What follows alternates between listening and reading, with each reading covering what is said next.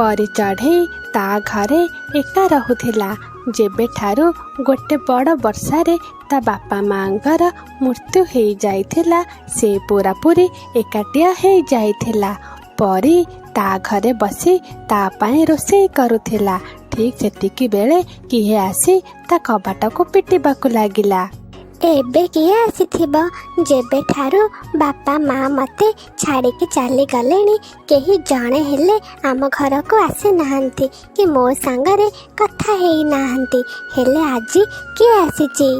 एमिति मने मने कथा होई परी कबाट खोले आउ बाहर को आसे। से देखे बाहरे ता माउसी छिड़ा होइचंती।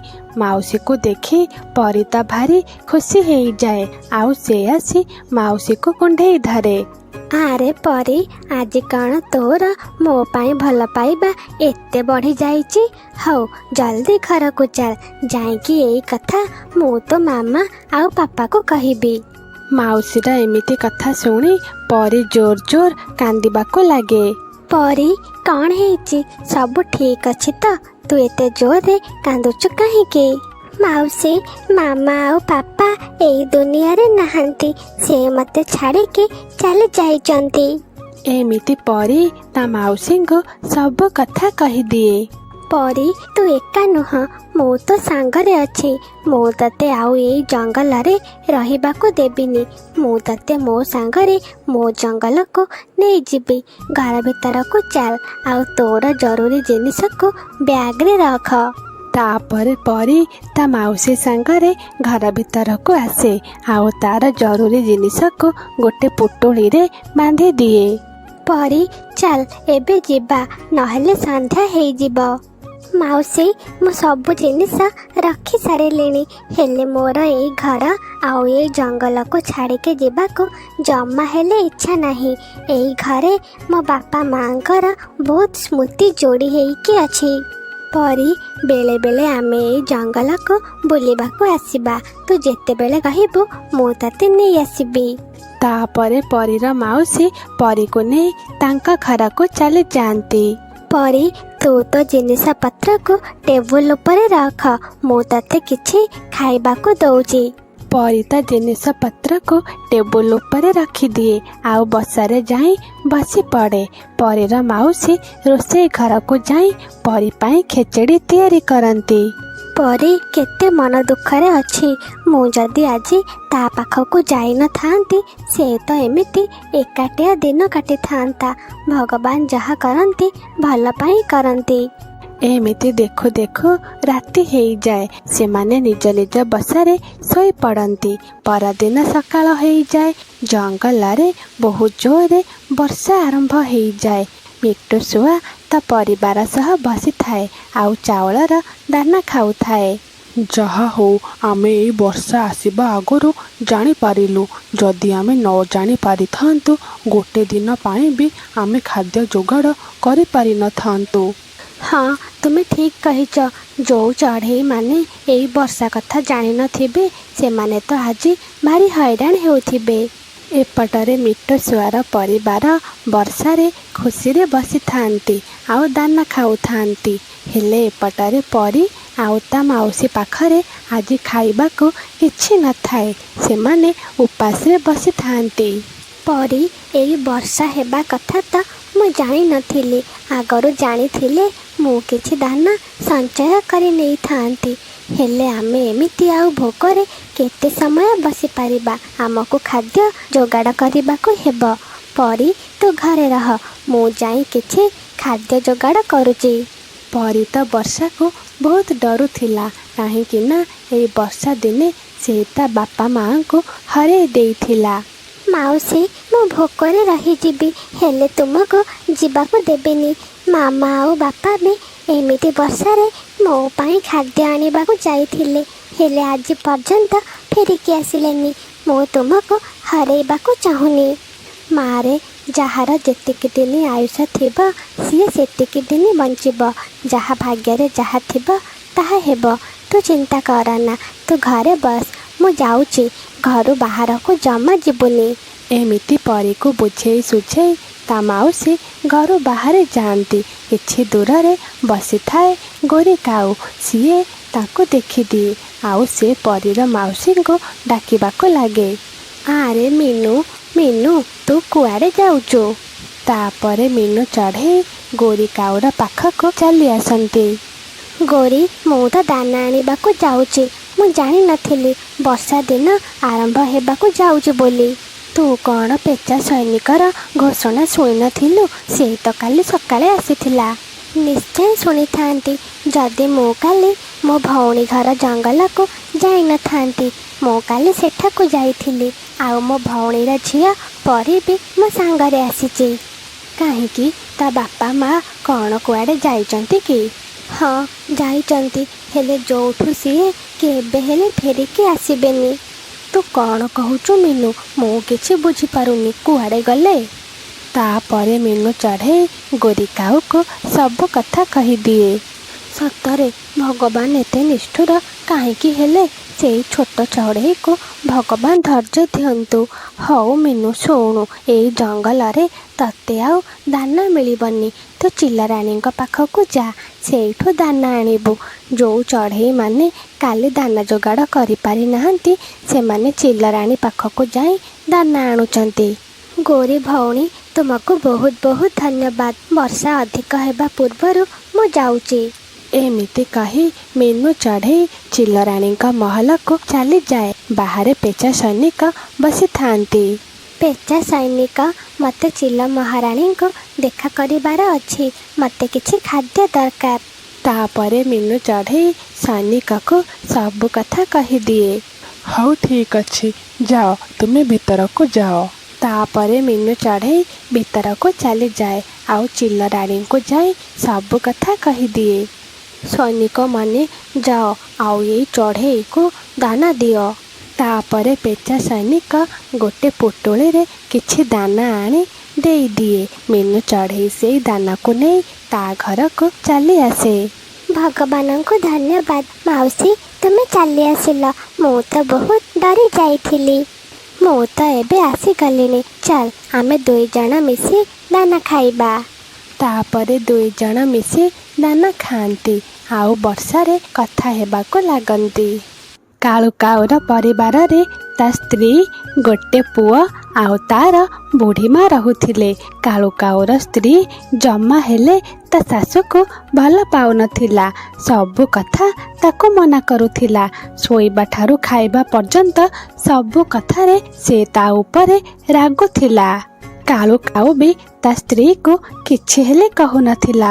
ଓଲଟି ତା ସ୍ତ୍ରୀ କଥାରେ ପଡ଼ି ତା ମାଆକୁ ପାଟି କରୁଥିଲା। ଏମିତି ଦିନକର କଥା। ରୋଷେଇ ଘରେ କିଛି ଖାଇବା ରଖା ହେଇଥିଲା। କାଳୁ କାଉର ମା ସେ ଖାଇବାକୁ ଖାଇଦେଲେ। ଠିକ୍ ସେତିକି ବେଳେ କାଳୁ କାଉର ସ୍ତ୍ରୀ ରାନୀ କାଉ ସେଠାକୁ ଚାଲି ଆସେ ଆଉ ତା ଶାଶୁକୁ କୁହେ, ଆରେ ଇଏ ତୁମେ କ'ଣ ଖାଉଛ? ତୁମେ ଆଉ ଖେଚେଡ଼ି ଖାଇଦେଲନି ତ? ମୁଁ ତ ଖେଚେଡ଼ି ଜଗୁ ପାଇଁ ରଖିଥିଲି। ମାରେ, ଅଳ୍ପ ଖେଚେଡ଼ି ଥିଲା। ମୁଁ ତ କାଲି ରାତିରୁ କିଛି ହେଲେ ଖାଇନି। ତୁ ଆଉ କାଳୁ ବାହାରୁ ଖାଇଦେଇ ଚାଲି ଆସିଲ। ମୋତେ ତ ଭାରି ଭୋକ ଲାଗିଲା। ମୁଁ ସେଇଥିପାଇଁ ଏଇ ଖେଚେଡ଼ି ଖାଇଦେଲି। ହଁ, ଏବେ ତ ତୁମେ ଆମକୁ ବଦନାମ କରିକି ରଖିବ କି ଆମେ ତୁମକୁ ଖାଇବାକୁ ଦେଉନୁ। ତୁମ ମୁଣ୍ଡ ତ ଖରାପ ହେଇଯାଇଛି। ଆଜି ଆସନ୍ତୁ କାଳୁ, ସେ ଆଜି ଏଇ କଥାର ଗୋଟିଏ ଫଇସଲା କରିକି ହିଁ ରହିବେ। ମାରେ, କାଳୁ ମୋର ବି ପୁଅ ଥିଲା, ହେଲେ ସିଏ ଏବେ ମୋ ସ୍ୱାମୀ ଆଉ ମୋ ଜଗୁର ବାପା। ମାମା, ତୁମେ ଜେଜେମାଙ୍କୁ ପାଟି କରନି। ସିଏ ବହୁତ ଭଲ। ସେ ମୋତେ ବହୁତ ଭଲ ପାଆନ୍ତି। ଚୁପ୍ କର, ଯା। ଆସିଲା ଭାରି ଜେଜେମାର ଚାମଚା। ପାଠ ପଢ଼ିବୁ ଯା। ମୁଁ ତୋ ପାଇଁ ମ୍ୟାଗି ତିଆରି କରୁଛି। ତାପରେ ଜଗୁ ସେଠାରୁ ଚାଲିଯାଏ। ଏବେ ତୁମେ ଏଠି କ'ଣ କରୁଛ? ମୋ ପୁଅ ମ୍ୟାଗିରେ ନଜର ଲଗଉଛ ନା କ'ଣ? ଅପମାନିତ ହେଇ ବୁଢ଼ୀ କାଉ ବି ସେଠାରୁ ଚାଲିଯାଏ। କିଛି ସମୟ ପରେ ରାତି ହେଇଯାଏ। କାଳୁ କାଉ ବି ଅଫିସରୁ ଘରକୁ ଫେରି ଆସେ। ରାନୀ କାଉ କାଳୁ କାଉର କାନରେ ବହୁତ କଥା କୁହେ।